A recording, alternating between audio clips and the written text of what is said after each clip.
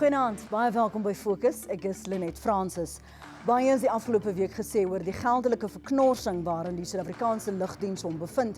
En vanaand hier op Fokus vra ons of dit die moeite werd is om die nasionale lugredery te probeer red en of SAL liefs sy deure nou vanaand moet toemaak. Volgens vandag se Sondagkoerante benodig SAL 'n verdere 8 miljard rand vir herstrukturering. Dis bo en behalwe die 2 miljard rand wat die regering reeds beloof het om die lugredery aan die gang te hou. Fokus het SAL genooi om aan vanaand se gesprek te kom deelneem, maar hulle het besluit dis nie in hulle belang om in hierdie stadium openbare uitlatings te maak nie. Hulle het wel onderneem om in 'n latere stadium met Fokus te praat. Vanaand praat ons dus met advokaat Christopher Shabangu van die Suid-Afrikaanse Kajuitbemanningsvereniging SABC. Hy is hier in ons ateljee in Johannesburg. En in ons Pretoria se ateljee is Dr. Joachim Vermooten. Hy's 'n ekonoom en 'n onafhanklike lugvaartkenner. And thank you so much, gentlemen, for joining us this evening. Dr. Vermooten, let's start with you. It seems to be a merry-go-round with SAA. What are we missing as consumers in this conversation? Good evening, Lynette, and to your listeners or viewers. I think SAA has been a subject of major discussion. It's a national carrier for South Africa, but its performance has certainly not been at par on the industry norms. And it sits in a problem where government just doesn't have the ability to pay for its losses. It has been in that position for a number of years. And it was actually restructured by 2011. And from 2012, it actually incurred massive losses, and the government has put in already about 53 billion of state aid to keep the airline going up to now. It is due a further 2 billion for the post-commencement financing of the business rescue process. And then we'll have to see what the restructuring will actually cost further. I want us to talk later about the restructuring and what all the other options are, but where has it left the staff, Advocate Shabangu? Good evening to you and good evening to your listeners. At this moment, to be honest with you, the staff they're in limbo, not knowing what's going to happen. Remember, we're waiting for, first of all, we're waiting for the 2 billion from the government. And two, we're waiting for the government to make a decision as to which kind of plan they're going to adopt so that the business rescuers can then obviously be able to move on with their work. How much consultation has been taking place? Under these circumstances, it hasn't really been that good, to be honest with you, because I must be honest, the business practitioner, Mr. Peterson, has been, in contact with that. He has fulfilled his statutory obligations of meeting with all the interested parties in the airline, which is the workers, the labor unions. He has done that. But moving forward, we feel there should be more engagement, particularly because the government hasn't given any, there's no sight of the 2 billion yet. So there should be a lot of engagement between all stakeholders within South Africa so that we can know moving forward what's happening. Well, let's look at the options, Dr. Vermooten. What has been on the table before this money has yet again been promised? Well, before the business rescue process was initiated, the board, according to reports, were attempting to liquidate the company due to the lack of funding for the level of losses that they were incurring. So the business rescue process is really a last attempt to actually create a business or viable business for SAA, and it shouldn't be wasted. I think the previous management had done its attempts. It required 21 billion to actually resuscitate the airline. And government has not told them at that stage that the money was not available. Had it done so, then probably the management would have been in a different position and taken more drastic action sooner and definitely implemented in a quicker manner. You're an economist. Is this business viable? Because if you keep on throwing money into a black hole, surely at some stage you expect some returns on that investment. Well, certainly up to now the funding has really been to post-facto fund the losses of SAA, which has been carried by the creditors or mostly banks. And that's not a survivable and continued process that we can adopt. So a very clear decision has to be made on what amount is available for SAA. If there's no amount available for SAA, very drastic action has to be taken. I'll give you a few examples of what might be adopted. And otherwise, you know, the company will eventually be liquidated by the creditors. I saw you were nodding your head, Advocate. You see, the thing is, I have to agree with the doctor there, but just one difference there. Even if you gave us 30 billion rands, if you gave SAA 30 billion rands under these current circumstances, it's not going to make any difference. It's just going to prolong the inevitable. So what we are saying as SACA and NUMSA is that give the money, however, also give the plan a chance, because there is a plan in hand, and it's a plan that is, you know, looking forward. It's a plan that's workable. It's a plan that's going to turn the airline around. I think maybe what we could say to the South Africans is that SAA cannot exist at its current stage and the way it's doing business right now. That is acceptable. That is a known. And as unions, we understand that. It is for that reason that we say the business rescuers that are there right now need to be given a chance before they become an expense themselves. Because the more you prolong giving that money, there are costs. It's a given. There are costs that comes with that. So what we're saying, give that money as soon as possible so they can start working on a plan that is already there by Mr. Chakane already, as we said earlier. And it's a plan that's going to take the airline forward. It's going to restructure the airline. The airline is not going to look the same. That we accept. However, the plan that we think should be implemented is going to reduce the casualties of people that have to leave SAA. SAA has got a bright future as far as we're concerned. And if I were to go back to what the doctor said earlier, he's absolutely correct. The management of SAA at this particular time is the one that has been a problem. I'll give you an example. He might not have said that verbatim, but I'll give you an example. When this plan was presented to the government earlier by Mr. Chakane, it was rejected. He left. And he pointed out the things that are issues to him. Like, for example, that, you know, there seems to be too much of a bottleneck when it comes to approving certain decisions. And obviously, nobody did anything about it. In this case, I mean, the board did nothing about it. They didn't fast-track anything out. They didn't make any effort to make sure that the decisions are quickly made. Immediately when he left, 4 to 5 billion became available. That cannot be acceptable under the current circumstances.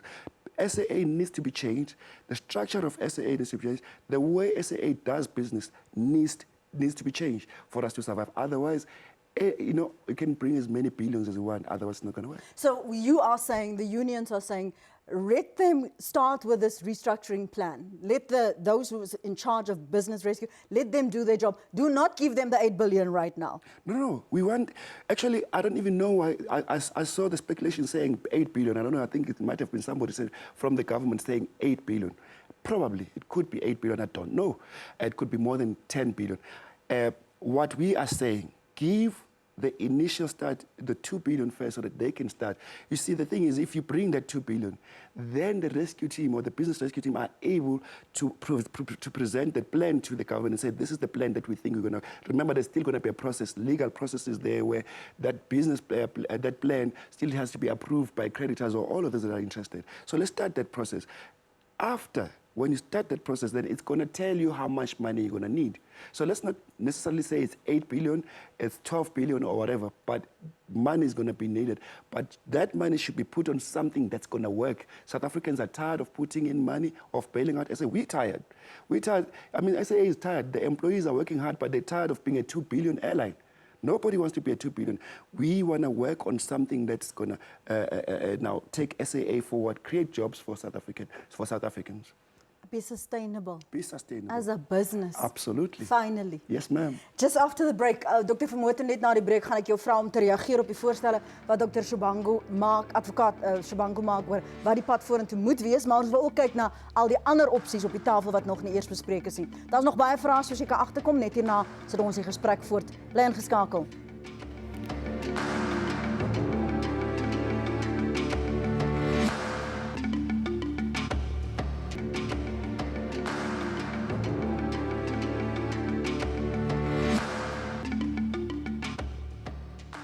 Die Suid-Afrikaanse Lugdiens is vanaand in die soeklig hier op Fokus. Die nasionale lugredery se finansiële probleme kom reeds 'n lang pad. Kan sake redding die lugdiens red en is dit die moeite werd? Ons gaste hier in Johannesburg is advokaat Christopher Shabangu van die Kajuitbemanningsvereniging en in Pretoria Dr. Joachim Vermooten. Hy's 'n ekonoom en 'n onafhanklike lugvaartkenner. En vanuit jou ervaringsveld Dr. Vermooten, die punte wat advokaat Shabangu net voor die breek gemaak het, maak dit sin? Jy het gesê daar is drastic decisions that needs to be made.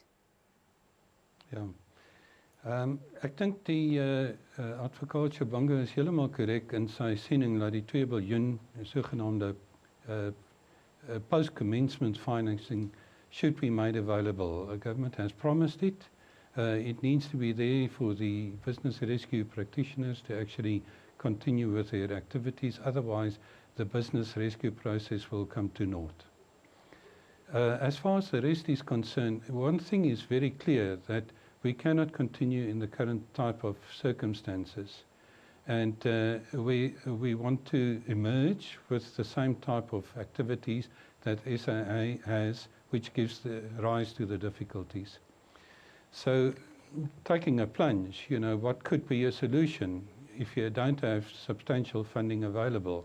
One could be to restrict the operations of SAA and scale it down to only a few international routes, say for example 5 or 6 routes. Secondly, they can sell Mango. Mango operates primarily on the domestic market. There's no strategic imperative there. It is a contained type of airline, and it could be either listed or sold to the highest bidder, but it's solely a commercial function. Thirdly, divisions like SAA Technical could be bought by the government, or it could be listed, or it could be sold to another entity. The technical division is actually a very good business, and you are not restricted by any of the bilateral and ownership clauses that normally restrict investment for expansion opportunities for airlines. And then the smaller subsidiaries can also be sold off to raise some further money. In that way, you will restrict the amount of money that's necessary to run the operation. At the moment, it amounts to 6 billion per annum. So it's about 500 million per month. So to put that in perspective, the 2 billion that's required for the business rescue proceedings, post-commencement financing, will at that tempo only last about 4 months. And we need to have a longer type of duration available. Now, there are many other type of configurations that one can talk about. This is only one of those possibilities. And but I think that we have to look at seriously restructuring also what is in SAA, not only try and improve it in the existing structure. That is the implications of not having the amount of money available to operate on its current level of business activities. Just remind us quickly what the concerns and risks were, why liquidation was not even considered. There's been a to and froing with regard to what is the best viable option. Well, I think business rescue has the task to actually try and give the company a last chance. So if they don't see a way forward that could be a reality, then they have to apply to the court for liquidation. So that will end the final debate. We need a plan that all the stakeholders are happy with. If that is not forthcoming, then it has to go into liquidation. There are many other options that were available earlier in the process, but those were not taken. I would just like to say that it's not an issue of not having a national airline. Many countries have national airlines, and national airlines have actually developed quite significantly, those that are operated on a commercial basis only. But most of those national airlines are now privately held. It's listed companies mostly, and if they require additional equipment or changes in systems or IFEs, then they go to the market and present a plan, and they find investors that will actually support that. Whilst in South Africa, two ministers had to get together, issue guarantees, get banks to actually support the funding of the losses, past losses, not future losses, and then try and get it done. So that is a definite inadequate method of funding a large business. Advocate Shabangu, I saw earlier when Dr. Vermooten was mentioning the possibility of selling off mango. You're not sold on that idea? Look, Lynette, I cannot be sold on that idea at all. And I understand what Dr. Vermooten is saying, as probably a businessman, but I can't. The reason why I say we cannot entertain the idea of selling either Mango or South African Airways is to look at why are they there. They are strategic businesses for South Africa, even meant to make a business. The developmental businesses within South African Airways. They're there to create jobs. But allow me just to go back a little bit and understand what South African Airways is in a situation right now. What has brought South African Airways in that situation? Is it competition with other airlines? Is it because they're not able to compete in the market? The answer is no. Actually, if anything, SAA is competing very well in the market and collecting awards in the market. The problem that we've had is the people that have been put to run the airline from the boards. That's where the problem is. So if on a wider scale, if we were to look at what is the problem at SAA, it's not the airline, the routes, or wherever they fly. It's the people that run South African Airways. So then, in simpler terms, change the people that run SAA. So the entire board needs to be cleared? Absolutely. So, Lina, this is what we've been calling on.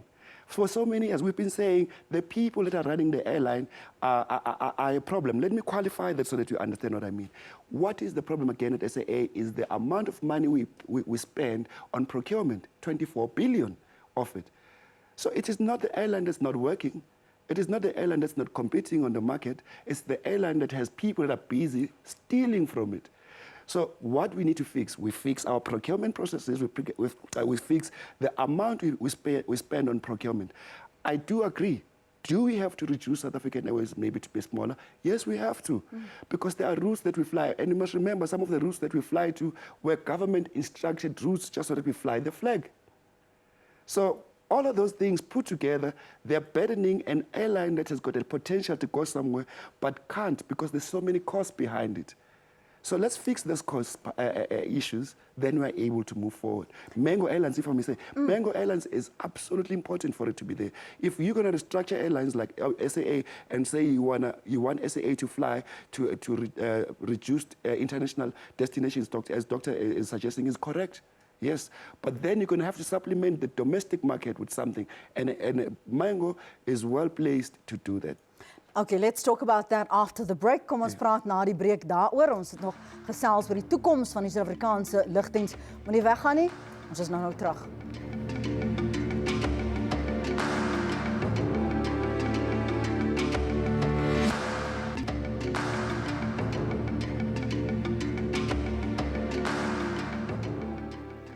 Moet die regering nog miljarde rande aan SAL toestaan om die lugredery van ondergang te red, of is dit 'n hopelose saak? Ons praat met advokaat Shabangu van die Kajuitbemanningsvereniging en met Dr. Joachim Vermooten. Hy's 'n ekonoom en onafhanklike lugvaartkenner. Hier het tyd geword dat ons net moet toelaat, Dr. Vermooten, dat hierdie raad nie aan boord moet gaan nie. Wel, jy weet, dit is baie jammer as 'n mens sou terugkyk dat die groep mense wat betrokke was om die maatskappy om te swaai in 2011 en vir 3 jaar winsgewend te bedryf, nie meer daar is nie. So fundamentally I agree that the appointment of the boards and the management subsequently thereafter played a major role in the direction of the company. A second issue was the actual mandate for SAA. Prior to 2012, it had a commercial mandate, but since then it had a development mandate which allowed all these procurement irregularities to actually occur. Now, one doesn't want that to happen anymore. And then the last issue is the expansion of the airline after 2012. It doubled its narrow-bodied capacity.